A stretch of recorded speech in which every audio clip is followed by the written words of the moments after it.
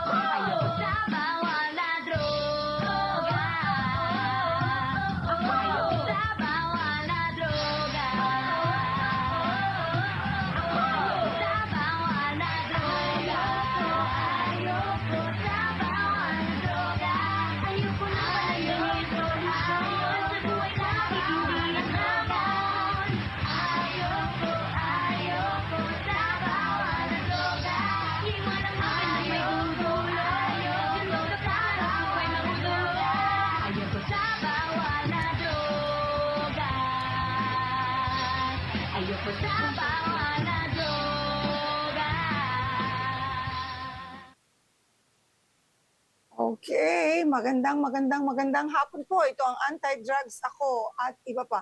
Ang iyong lingkod po, si Bubot Sarmiento, ang laging galit sa illegal na droga. Magandang hapon. Ang ating mga kasama ngayon, ang ating mga ka-co-host ay nagbibigay ng anti-drug awareness dito sa ating paligid. Kaya babalita nila sa atin ito next Monday kung nasaan sila nagpunta. Anyway po, pabayaan niyo po ako, makasama ko kayo sa araw na ito at bigyan kayo ng mga balita kung ano nangyayari na aking kinagagalit dahil hanggang ngayon hindi pa sila tumatigil. Pero aking ikinatutuwa dahil po naman nahuhuli sila. Yun po yun eh. So, mamaya din po, ngayon ko na, batiin ko na muna ang newly installed director ng PDEA. Ito po ay walang iba, the newly appointed PDEA director, the lead agency for the anti-narcotics campaign, walang iba po kung hindi si retired Major General Isagani Neres at isa po siyang taga Lawag, Ilocos City, Ilocos Norte. Si Neres po ay isa sa membro ng PMA Class 1984, Maharlika Class of 1984. President Marcos appointed him Undersecretary for the Police Affairs of the Office of the Presidential Advisor on Military Affairs. He is a lawyer and a seasoned law enforcement officer. Neres has held key position in various units in the PNP, including the Anti-Crime Emergency Response, the PACER, Directorate for the Integrated Police Operation in Eastern Mindanao. He also joined the PNP Special Action Force, that's SAP, the Presidential Anti-Organized Crime Task Force, BAOC, TF, and the Anti-Kidnapping Group. He also served as the chief of the Baguio City Police Office and later as the superintendent of the Cordillera Regional Police, Cordillera Police Regional Office. Sorry po. Si The retired Philippine National Police General Esgani Neres is the newly installed. Last Tuesday po, kahapon po ito, naibalita sa atin. So, sir, congratulations. Sana po, lalo po nating mapalakas. Kung napalakas po ng mga dating direktor ang paglaban sa illegal na droga, mas palakasin po natin ito ngayon sa inyong pamumuno. At sigurado naman ako, ang ating mga kasama dyan sa PIDEA ay tuwan-tuwa sa inyong pagtatalaga dyan. So, maraming salamat din po. Salamat din tayo kay Undersecretary Moro Virgilio Lasso. Siya po ang napalitan ng PIDEA Director. So, Vince Perez of PIDEA PESIS, meron na kayo ngayong bagong director. Congratulations, sirs. At marami akong nabalitaan. Maganda po ang mga comment tungkol dito kay General Esgani Neres. Thank you, sir. Sana tingnan natin at talaga naman as a former PNP officer, tamang coordination sa ibang drug law enforcement group, especially the PNP. Magandang relasyon ang kailangan po dyan. So, puntahan na natin ang balita ng ating bansa. Puntahan po natin ang Bacolod. Female under police radar nabbed with a 3.4 suspected shabu. More or less 500 grams or worth 3.4 million of suspected shabu seized from an arrested 21 years old female who was under the tight police surveillance during a bypass operation last Monday here in Bacolod. Spokesperson Lieutenant Stephen Polinar of the Negros Oriental Police Provincial Office said that the woman is tagged as a high-value individual in the police list of drug personalities. Lieutenant Polinar added, "We are now looking into whether she have previous involvement in the illegal drug trade or if there are pending cases against her." The woman, who hails from the nearby town of Bacong, was arrested in Purok Bliss in Barangay Talay last Sunday after she allegedly sold a shabu to the undercover operative. Operatives from the local police, from the Provincial Drug Enforcement Unit, the Philippine Drug Enforcement Agency, and the Police Intelligence Unit took part in this anti-illegal drugs operation. The suspect is now detained and was filed with a violation of Republic Act 9165 or Comprehensive Dangerous Drugs Act of 2002. Banda po tayong Iloilo, 544,000 worth of suspected shabu in a bypass operation was seized in Oton. Police in Iloilo confiscated approximately 544,000 worth of suspected shabu in a drug bypass operation in Barangay Trapiche, Oton, Iloilo at around 7 p.m. last Wednesday pa po ito, noong January 29. The Oton Municipal Police Station Drug Enforcement Team arrested two suspects identified as DEC 38 and alias Job 31. Both are laborers and a resident of Barangay Trapiche. The Oton Municipal Police Station Drug Enforcement Team arrested two suspects identified. DEC was classified as a high-value target individual, while alias Joe was identified as a street-level individual. The police launched the operation following the 3-month surveillance based on the report from concerned citizens regarding the suspects involved in the illegal drugs trade.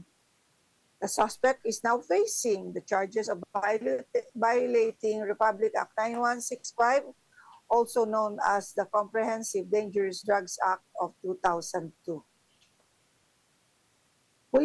Director Police Colonel Bayani Rasalan commended the operatives for their efforts in curbing illegal drugs in the province. I commend our operating unit for their relentless dedication for safeguarding our communities from the scourge of illegal drugs.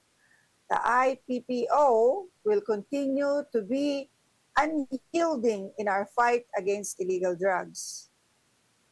The IPPO urged the public to remain vigilant and report any illegal drugs activities to the authorities. Another one from Iloilo. This is about 340,000 shabu, worth of shabu confiscated. Ito din po yun eh. So, ito naman po, over 800,000 lalaki shabu seized in Iloilo. High value target arrested.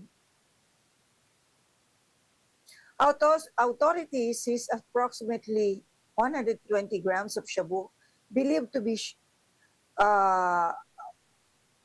shabu valued at 816,000 and arrested the high value individual during a buy-bust operation.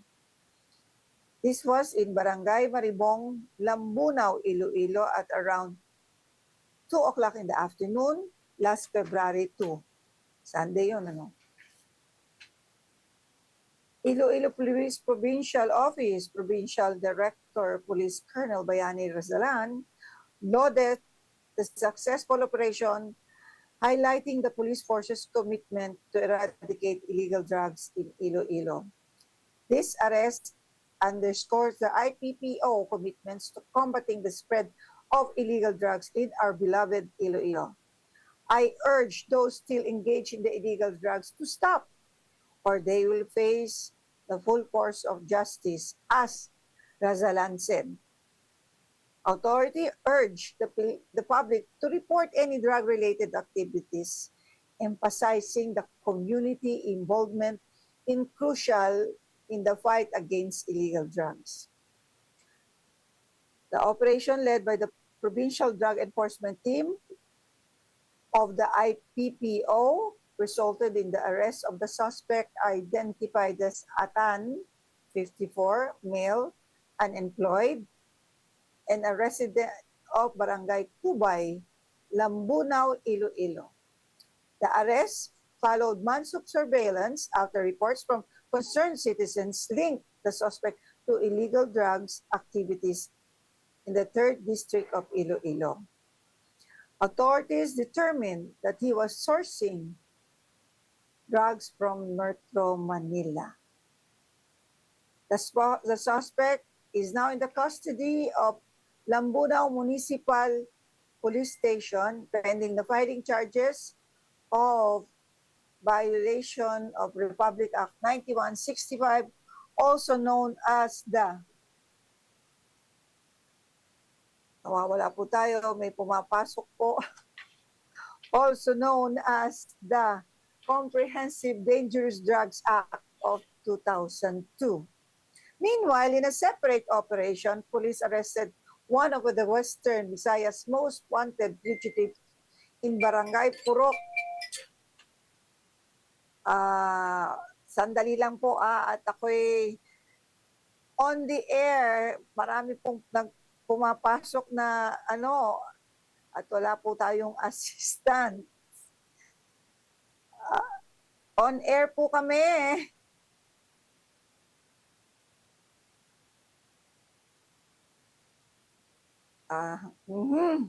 Wala po. Ano po ba ang pwedeng... Okay. Tuloy po natin. Ganyan po talaga.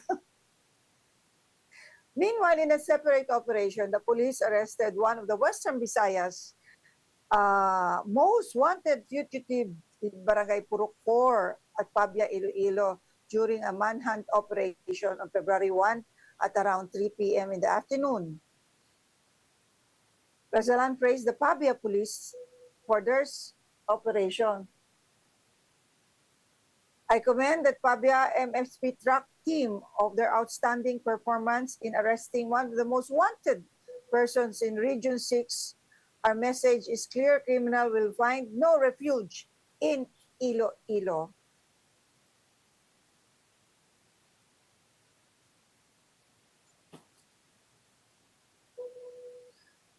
So, ayan po. Meron pa po tayo sa Iloilo. Dami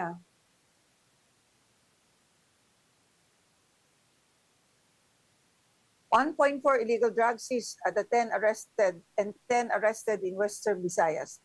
The Police Regional Office in Western Visayas, or PRO6, conducted an anti-drug operation arresting 10 suspects and confiscating 218 grams of suspected shabu valued to 1.482 million during a one-day operation from February 1 to February 2. 24 hours po yun. PRO6 Director Brigadier General Jack Wangki expressed his admiration for the dedication of the drug law enforcement units in the region. Wangki said this accomplishment clearly demonstrates your dedication and commitment to ensuring that every community is spared from the menace of illegal drugs. Keep the momentum of our intensive campaign against illegal drugs. Stated too that those involved in illegal drugs should be thoroughly validated and, if necessary, subjected to a law enforcement operation. Wang Yi also acknowledged the community's role in the success of the operations and expressed gratitude for their assistance, stating that their informations and reports contributed to their accomplishments. Among the units involved are the Iloilo Police Provincial Office, IPPO, recorded the largest seizure amounting to 1.02 million, with one suspect arrested. Operation was conducted by the Paiba Municipal Police Station early in the morning of February 1 at Barangay Maliao. The Negros Occidental's Police Provincial followed, apprehending 8 suspects in confiscating 381,000 worth of suspected shabu. And the Bacolod City Police BCPO arrested one individual and recovered 81,000 worth of illegal drugs. There were also 10 individuals. 2 high-value targets and 8 street-level suspects had been arrested and are currently under the police custody, facing charges of the violation of Republic Act 9165, also known as the Comprehensive Dangerous Drugs Act of 2002. Another one in Iloilo, just last February 1, a high-value drug suspect was arrested in a bypass operation conducted by Pabia Municipal Police Station Drug Enforcement Team, and the Barangay Maliao, Pabia, Iloilo at around 6 o'clock in the morning. Iloilo Police Provincial Office Director Colonel Bayani Razalan commended the operatives for their efforts in the province intensified anti-drug campaign. This operation highlights our unwavering commitment to eradicate illegal drugs and holding perpetrators accountable. Razalan said he urged the public again to remain vigilant and report any suspicious activities in their communities to maintain peace and order. The suspects, identified as alias J, 49 years old, delivery truck driver from Ongka, Haro, Iloilo, was apprehending after selling a medium heat sealed sachet of substance believed to be shabu to an undercover police officer worth 15,000 pesos. During the operation, officers confiscated approximately 150 grams of suspected shabu with an estimated standard drug price of 1.020 million. Authorities confirmed that he had been previously arrested in a similar operation in 2020. Bakit po nakakawala yan? The operation followed 2 weeks of surveillance of the suspect drug activities in Pabia and Iloilo City. Ay, di ko maintindihan. Sa report, nahuli na. Marami po tayong report na ganito na nahuli na, ngayon nahuhuli na ulit. Ano po ba nangyari? Nakapag-bail? Ito po ba kaya makakapag-bail ngayon? Or meron silang deal, plea bargaining. Siguro ho, tingnan natin ito, kung paano ito. Well, it was carried out in coordination with the Iloilo Police Provincial Office, Provincial Drug Enforcement, DEU, Iloilo Maritime Police Station, and the Regional Maritime Unit 6. The suspect in Pabia is now in Pabia Municipal Police Station for documentation and with facing charges of violating Republic Act 9165, also known as the Comprehensive Dangerous Drugs Act of 2002. Bandang Cebu po tayo. Last February 2, a high-value target arrested again in a bypass operation. A woman identified as the high-value target was arrested during a bypass operation in Purok 3, Barangay Dampas, Tagbilaran City. This one in Bohol at around 6:20 p.m. on Sunday, last February 2, 2025. The arrested individual was identified as Josephine Utlang, 44, from Purok 5, Dauis, Bohol, and was carried out by the personnel from the City Drug Enforcement Team under the command of Police Lieutenant Colonel John Karin Escobar. Authorities confiscated packages believed to contain 155 grams of suspected shabu with an estimated street value of 1,054,000. Escobar said Utlang have been under surveillance for 3 weeks after information was received about her involvement in illegal drugs activities. She is reported to have sold approximately 50 grams of shabu every week in Tagbilaran and nearby town of Bohol Province. 50 grams of shabu every week.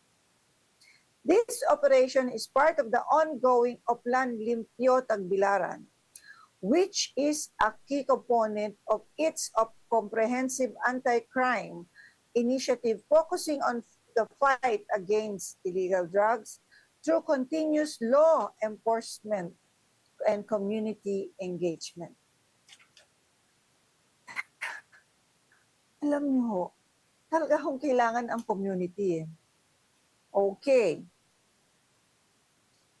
Sabi po nga, with Oplan Limpyo Tagbilaran will continue aggressive operation to ensure that Tagbilaran remains safe and orderly. Escobar also encouraged nga again the public to cooperate with the police and report any suspicious activity in their area so immediate action can be taken. Putlang now faces charges of Section 5, Section 11, Article 2 of Republic Act 9165 or the Comprehensive Dangerous Drugs Act of 2002. Let's go to Tacloban. 3 suspects yield 20.4 million shabu. This one is in Samar. Highway patrol operatives arrested during a checkpoint operation in Samar at 3 individuals who yielded over 20 million worth of illegal drugs. Highway Patrol Group spokesperson Lieutenant Nadeem Malang said the suspect on board a pickup truck were flagged down na checkpoint along Maharlika Highway in Catbalogan City in Samar. Last week pa po to. 1 week na nakaraan for using an authorized improvised plate number for a seatbelt violation.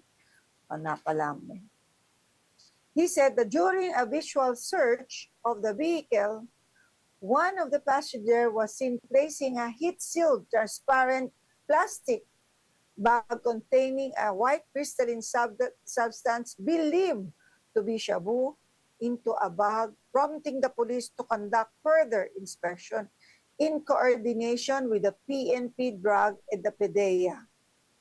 Malang said approximately 3 kilograms of methamphetamine hydrochloride or shabu with an estimated street value of 20,400,000 were recovered from the suspect. Charges for violation of Comprehensive Dangerous Act of 2002 will be filed against the arrested suspect. Hindi po pinangalan ang suspect. Bakit? Tatanong. Ito po pa rin, dito po pa rin tayo naman sa Zamboanga. Lipad po tayo sa Zamboanga. 3 fugitive yields 3.4 million worth of illegal drugs when authorities arrested them in a law enforcement operation in the province of Basilan last Thursday po ito.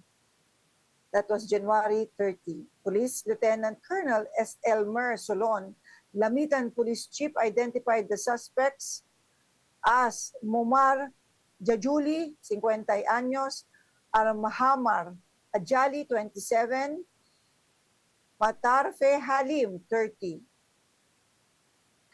Lieutenant Colonel Solon said the three suspects were arrested in the law enforcement operation by the way of serving the warrant of arrest in the evening of Tuesday, January 28 in Bato Village, Lamitan City. Chief Lieutenant Colonel Elmer Solon said the suspect have standing warrant of arrest for violation of Section 11, Republic Act 9165, known as the Comprehensive Dangerous Drugs Act of 2002. Solon added, seized from the three suspects were some 50 grams of suspected shabu worth 3.4 million. Bakit 50 grams to? Mali po yata ito.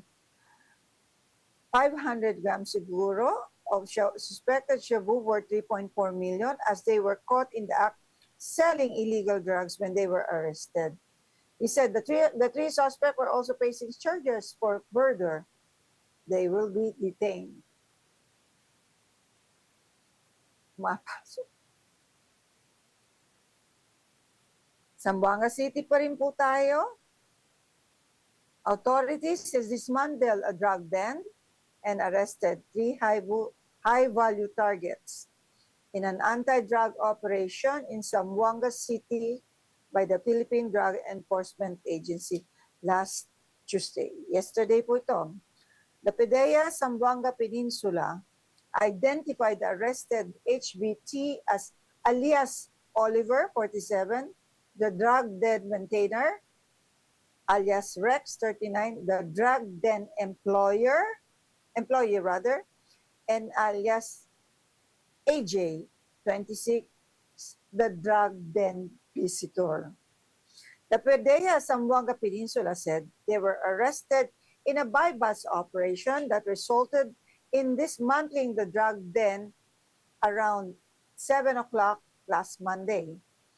February 3 in Sitio Picnic Ground in Tugbungan Village in Zamboanga City. Seized from the drug den were 12 grams of shabu packed in a 7 heat-sealed transparent plastic sachet worth 81,600, buy-bust money, illegal drugs paraphernalia, and personal belongings of the drug den maintainer.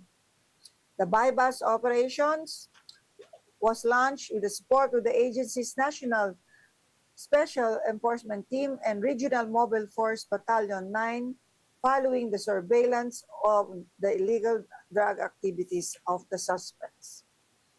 The PDEA said the suspect will be charged of violation section 5, 6, 7, 11, 12, 13, and 14 of the Article 2 of the Republic Act 9165, also known as the Dangerous Drugs Act of 2002.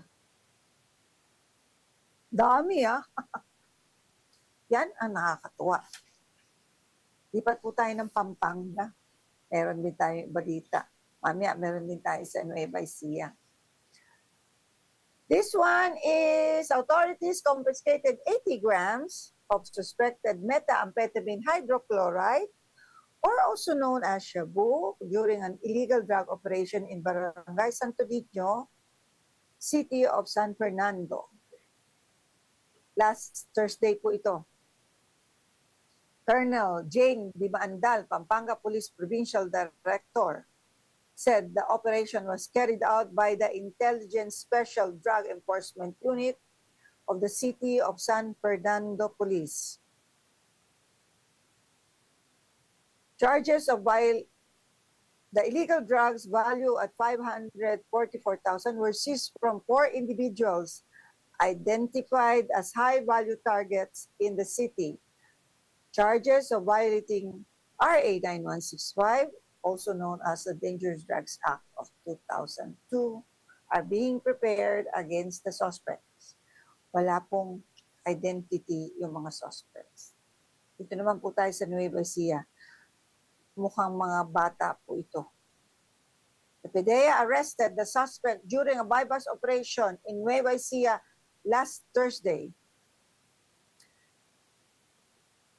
They were nabbed in alleged drug den in a barangay Bangad, Cabanatuan City. The agency identified the suspect as alias Danny, male, of course, 56 years old, alias Weng, female, 63 years old, alias Carlo, male, 28 years old, alias Ash, 18, and alias Nick, 18. They were nabbed in an illegal drug den in Barangay Bangad, Cabanatuan City. Seized from the suspect were 7 plastic transparent sachets containing more or less 12 grams of suspected shabu worth 81,600 pesos, assorted snipping paraphernalia, and the buy-bust money used by the poster buyer. PDEA said operation was made following a tip from a concerned citizen who loved them. The drug buy-bust was conducted by operatives of the PDEA Nueva Ecija Provincial Office, PDEA Central Luzon Special Enforcement Team, Nueva Ecija Provincial Police Drug Enforcement Unit. Appropriate charges are being prepared for the violation of Comprehensive Dangerous Drugs Act of 2002. Now, let's go to Manila. Ito na po yun. The PNP took swipes at the embattled former police officer was implicated in a highly irregular anti-illegal drug operation. Mahaba po to. Which resulted to the recovery of nearly a ton of shabu worth over 6.7 billion in Manila in 2002. In a video posted by the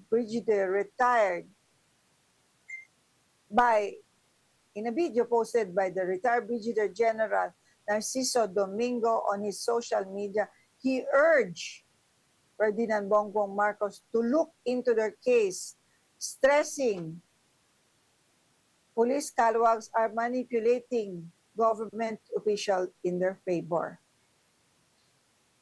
Domingo, director of the PNP Drug Enforcement Group during a time of the operation, was among the 30 personnel who were charged with planting of evidence and delay and bungling in the prosecution of drug cases related to the case.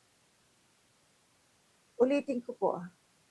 In a video posted by retired Brigadier General Narciso Domingo on his social media, he urged the President Ferdinand Bongbong Marcos Jr. to look into the case, stressing police calawags are manipulating government officials in their favor. What do you mean?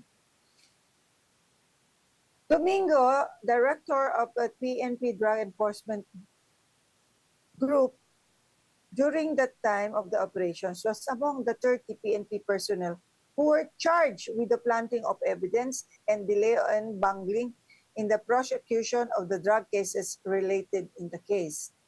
He is now in hiding following the issuance of arrest warrants against them. Domingo vehemently denied involvement in the irregularities surrounding the operation, saying that the filing and planting of evidence against them may result in the dismissal of charges against dismissed Police Master Sergeant Rodolfo Mayo, the primary suspect in the recovery of the multi-billion worth of shabu. In a press conference, PNP spokesperson and Police Regional Office Central Luzon Director Brigadier General Jean Fajardo urged Domingo to respect the rule of law and to surrender and answer the allegations against him before the proper forum. Fajardo said the video footage that captured the operation speaks for itself. Sabi pa po ni General Fajardo, kung hindi nila ginawa ito, it would not be resulting an act ng kanilang action that might lead doon sa pagkakadismiss ng kaso kay Sergeant Mayo. Ay sana ito yung una nilang inisip bago nangyari itong mga insidente na ito, because the CCTV footages cannot really lie. Nakita natin doon yung aksyon ng mga pulis, pati yung mga pagkuha ng ilang mga ebidensya na kinuha doon sa loob ng lending office. So again, sabi niya nga, we should be the one throwing that question kay General Domingo. Why did they allow those incidents to happen in the first place? Yan po ang sabi ni General Fajardo. Fajardo added, one more active police personnel involved in the case has been arrested. 8 remain at large, including Domingo and a retired police general. Sana po sila. So, 29 po lahat yan, hindi po ba? Nasaan na po yung iba? Sino-sino po na po ang naaresto? Sabi nga niya, ilan lang ho na-aresto? Fajardo said one more active police personnel involved in the case has been arrested. Pakibanggit lang po. Ito naman po galing kay DILG Secretary John B. Cremulya. Sabi po ni Interior ng Local Government Secretary John B. Cremulya has warned against the viral video of the alleged removal of mandatory drug and neuropsychological testing among active police personnel. In a statement on Saturday, February 1, 2025, Cremulya said that the spliced video with the caption "Malaya at legal nang gumamit ng droga ang PNP at AFP only in the Philippines sa bagong Pilipinas ni Marcos." Wow! Talaga? Was intended to discredit the administration of President Ferdinand Marcos Jr. and the PNP. Wala naman siguro katotohanan. Yan na nga po, in a spliced video. Sabi po ni Mr. Cremulya, the video was edited to deliberately mislead viewers into believing the police and the army personnel are now exempted from taking the mandatory drug test and psych tests.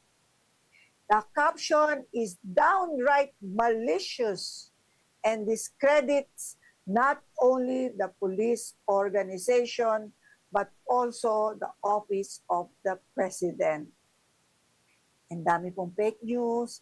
Cremulya emphasized that the exemption of the drug and neuropsychological testing granted to PNP personnel only applies exclusively for their application for a new or renewal of license to own or possess firearms.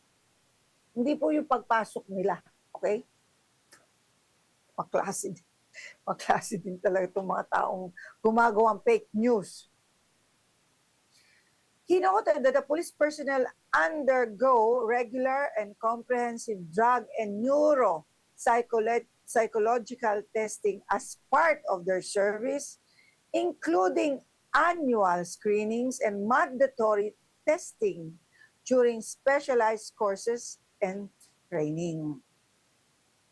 Given the thorough evaluation and strict monitoring, they are subjected to requiring another round of drug testing would be redundant and counterproductive, as it undermines the PNP effort to streamline the process, improve operational and efficiency,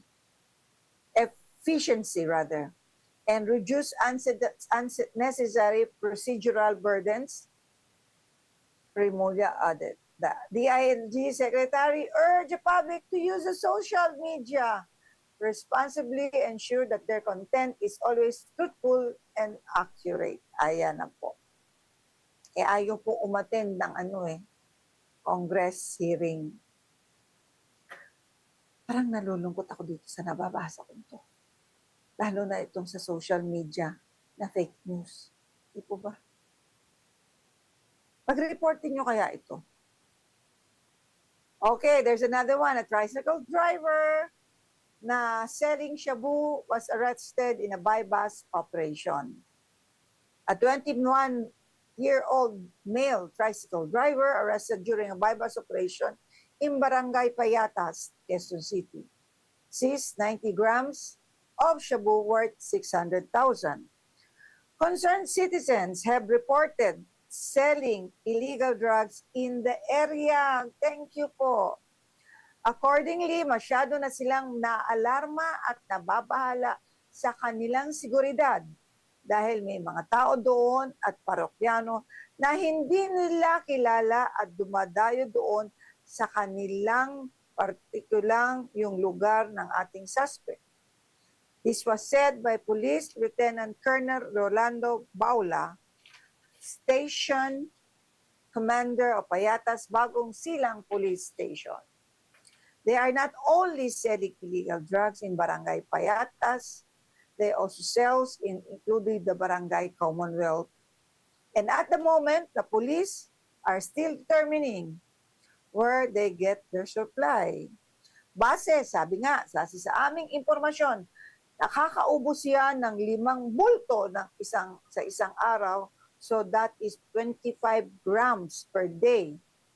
Karamihan sa parakyano niya, yung mga kapwa niyang tricycle driver, yung mga palero, dagdag po ito ni Colonel Baula. 7 buwan, panalang nananatili sa Metro Manila ang suspect sa natubong Cotabato. Pag-amin niya, nagbebenta siya ng shabu kapalit ang 1,000 kada transaksyon. So yun ang komisyon niya, 1,000. Pinag-utos lang po sa akin yun na magbenta po ako. Yung kapatid ko po kasi nasa ospital. Kailangan po ng pera, sabi ng suspect. Well, the suspect will be facing charges violating the Republic Act 9165, also known as the Comprehensive Dangerous Drugs Act of 2002. Ay, nako. Ito naman po, isang 20 anyos, 8 years old, male, was the target of the bypass operation in Valenzuela City. A police as a poster buyer purchased illegal drugs. Colonel Nixon Cayaban said, itong suspect na ito ay hindi po taga Valenzuela at taga Barangay Bangkal, May Kawayan, Bulacan. ito ay talaga ay boundary ng Valenzuela. Karamihan talaga doong mga binabaksak niya itong item na ito dito sa May Kawayan. Police Colonel said, seized from the suspect is 58 grams of suspected shabu worth more or less 394,000. Police also added he is selling drugs to construction workers around a nearby town. Itong operasyon ay dahil tip from the ating barangay officials. Ibig sabihin, matagal na rin itong minamanamanan at siyempre malawak ang kanyang area of transactions. Added Police Colonel Cayaban. Nakakulong ang suspect sa Valenzuela City Police at giit niya hindi siya nagtutulak ng shabu at inutos lang sa kanya ng kaibigan na iabot ang item. The suspect said, ibinigay lang po ng kaibigan ko. Hindi ko po alam na ganun po iyon. Bit-bit ko lang po yung parcel. Tapos pag abot ko po sa akin, meron na pong humuli sa akin. Hindi ko po alam na droga ang laman. The suspect said. So, but he's still facing Republic Act 9165, also known as the Dangerous Drugs Act of 2002. Ayan po lahat ang binalita natin. Haba ano? Paano pa ako magbabalita ng aking at ang iba pa portion? Bago po yan, ako po'y lubos nakikiramay. Malaking kawalan po sa atin si former Congressman, the late Congressman Edsel Castelar Lagman Sr. He was born in May 1, 1942 at siya po ay pumanaw noong January 30. Siya po ay Filipino human rights lawyer and a politician from the province of Albay. He was elected as member of the House from 1987 to 1998 and 2004 to 2013 and from 2016 until his death. He served as a minority floor leader of the House of Representatives of the Philippines until 2012. When he resigned the office, Lagman was one of the Liberal Party figures in the House of Representatives. Having supported the Responsible Parenthood and Reproductive Health Act, which he primarily authored, and the SOGI Equality Bill, the Free Tertiary Education Act, the Anti-Dynasty Bill, and the Freedom of Information Bill, he was all the principal author of the Divorce Bill, the Human Rights Defenders Bill, the Prevention of teenage pregnancy bill and the anti-child marriage bill. Lagwan was instrumental to the abolition of the death penalty in the Philippines in 2006 and continued to oppose proposal to reinstate capital punishments in the country. He was also the principal author of triumvirate human rights law, namely the Anti-Torture Act in 2009, the Anti-Enforcement of Involuntary Disappearance Act in 2012, and the Human Rights Victim Reparation and Recognition Act in 2013. Congressman Lagman, the late Congressman Lagman, was from Malinao, Albay, and parents are Pedro Eduardo Diaz Lagman Jr. and a teacher and a prosecutor. Mother to Cecilia Castelar was also a teacher. His first name, Edsel, was derived from the combination of his parents' name. He was the eldest of the 6 siblings. May you rest in peace. May you rest in peace po, Congressman Edsel Lagman. Maraming pong salamat at nakilala ko rin po kayo kahit konti dahil sa inyong anak. Malaking kawalan po ito sa ating bansa. To balance whatever is need to balance. This is the balancer. So, ngayon naman po, bago po ako magtapos, sitahin ko lang po itong mga abusado na angkas. Diba kabastusan yung ginawa nyo? Hindi nyo binigyan ng kahiyan yung congressman yung nakaupo. Dito nyo pinakikita na meron kayong congressman, kaya nyo nang abusuhin. Yung mga ibang tao, kailangan tumigil dahil dadaan kayong lahat. Oh my God. Isa pa rin po yan. Well, nag-sorry na po si Senator Tulfo tungkol sa ginawa ng driver ng anak niya. Na alam niyo naman, nabigyan niyo na respeto ang busway. Alam naman sigurado ng driver na yan. Dahil tinuturo yung driver na nakasakay anak. Na pang-aabuso yan. Kaya po itong mga to, naku, sabi ko nga sa inyo, kailangan po ba? Dahil wala po kaming mga ordinaryong tao, hindi kami congressman, hindi kami senador, hindi kami ranking officials. Hintay kami, standby ka lang dyan. Dadaan ako. Standby ka lang dyan, may special treatment kami. Akong ganyanan. Huwag niyong pakita yung pagka-abusado ng lahat. Mapang-isa ang tawag po dyan. Anyway, isa pa po. Ano pa po yung isa? Tinext sa akin. Opo, hindi po. Nagpapasalamat po ako sa mga tao ng Cebu. Alam niyo po, hindi ko po alam. I've been traveling, sa ating Pilipinas. Ngayon ko lang nakita how I appreciate na yung bang nakita nyo napaka-courteous po, napakabait po ng mga tao sa Cebu. Magalang. At saka makikita nyo sincerity sila sa kung anong gusto nyong tanungin at tutulungan po kayo. Marami din po naman dito sa Maynila. Pero nakakatuwa po sa Cebu. Congratulations po. Lalong-lalo na yung mga tao sa sa Quest Hotel. Yung tinatawag nila si Paul Lapiolo, Pascual nila. Nandiyan po, wala po silang Aramina. Meron po silang Cesar Montano. Iba-iba po. Mga gwapo din naman po. At saka si, Ann Curtis na sinasabi nila. Marami pong salamat at nakakatuwa po. Kahit saan po kami magpunta. We're about 19, isipin mo, 19. Nandyan po kami sa Cebu. Kasama po natin ang mag-asawang retired General Sammy Pagdilaw. Kasama natin ang mga guests natin from Taiwan and Korea. Kasama na natin ang mga fellow Rotarians natin from Rotary Club San Juan del Monte. At na-experience po namin kung gaano po kaganda ang Cebu plus ang mga pag-uugali nila. Anyway, sa susunod na Lunes po, balikan po namin kayo.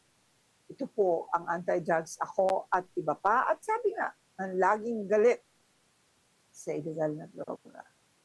Ako po ay si Bubot Sarmiento at nagsasabing, always remember, say no to drugs. At ako, ayoko sa bawal na droga. Mabuhay, Pilipinas! Isang Salamat oras sa na pagdadagdag usapan mo. laban sa illegal na droga, karapatang pantao at napapanahong pagtalakay sa mga isyung nagaganap sa ating bayan. Pakinggan at panoorin si Katropang Bubot Sarmiento sa Anti-Drugs Ako at iba pa ang laging galit sa illegal na droga. Kayo ay nakatutok sa DWDD AFP Radio. Kami po ay kasapi ng KBP, Kapisanan ng mga Broadcast